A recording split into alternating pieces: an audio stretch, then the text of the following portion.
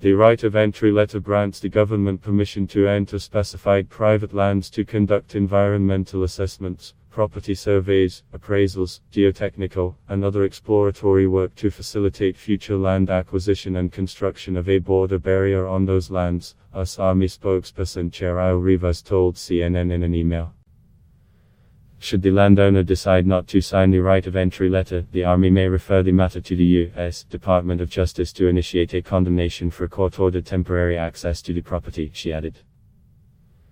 The move comes as the administration tries to ramp up construction of border barriers in areas that are largely privately owned, requiring the federal government to seek permission before surveying the land.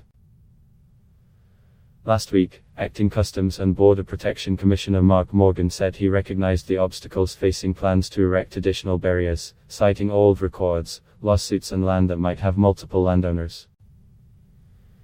It's a challenge, but again, I still think we are on track to get the land we need for 450 miles, Morgan told reporters.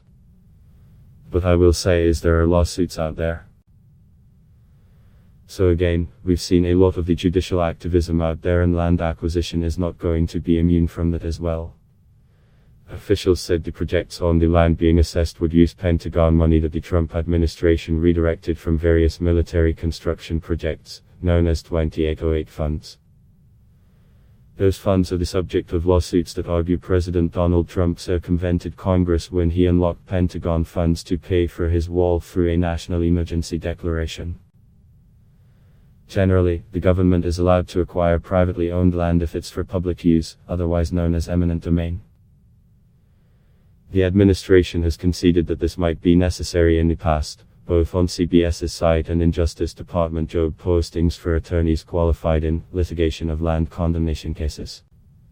The landowners are often fighting for what is known as just compensation, what they deem a fair price for their property.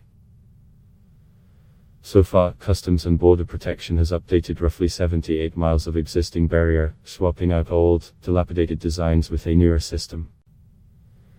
The agency recently began breaking ground in the Rio Grande Valley in Texas.